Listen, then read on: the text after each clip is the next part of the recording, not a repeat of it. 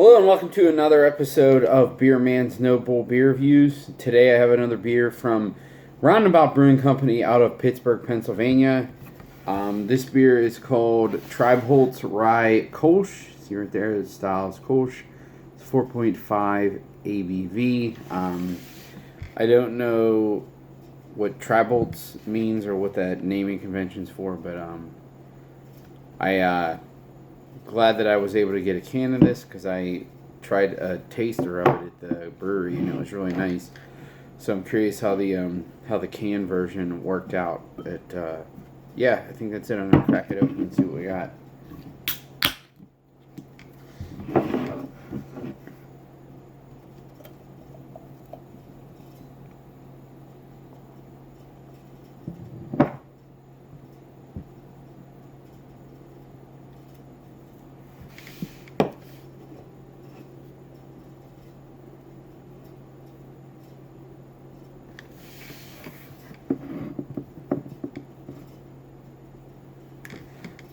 So as you can see, it pours a pretty much transparent golden color with slightly more than one finger's worth of a really nice fluffy white head.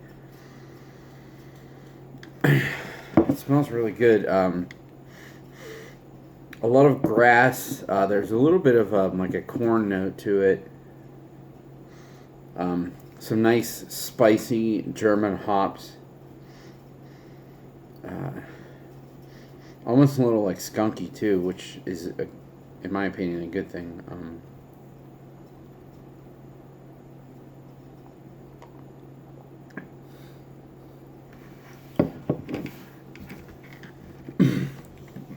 Man, that's delicious.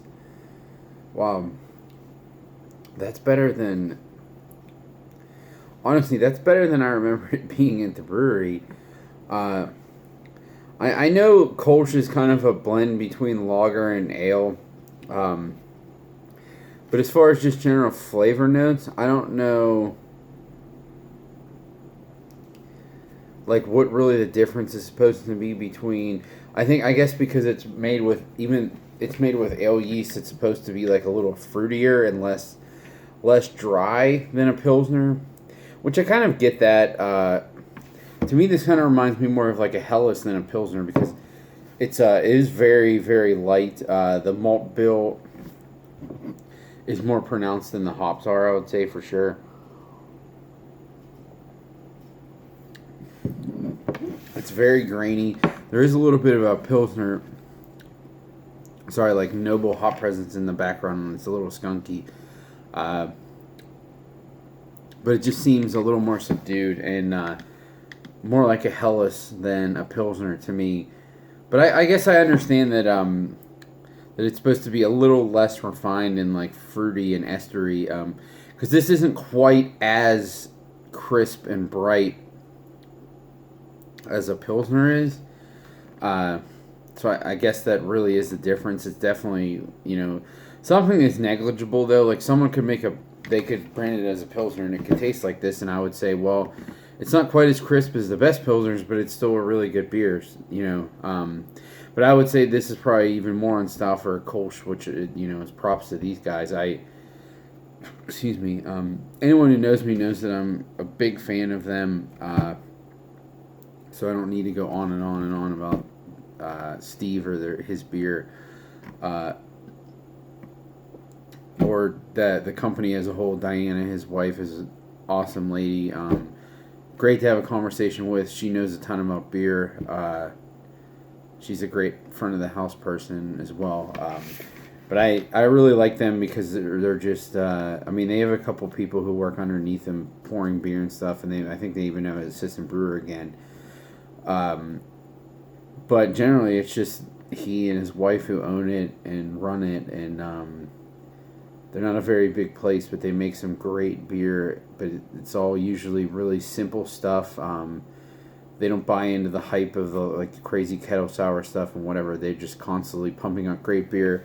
It's a nice little place to go and drink on a nice Sunday afternoon or something like that in Lawrenceville and Pittsburgh.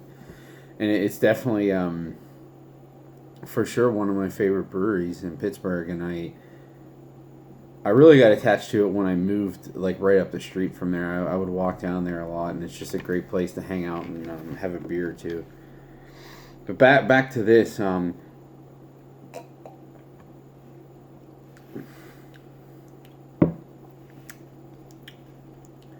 Yeah, it actually does have a tiny bit of a yeasty, fruity character.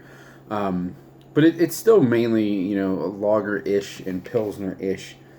The malt bill is very clean, nice and bready and crackery.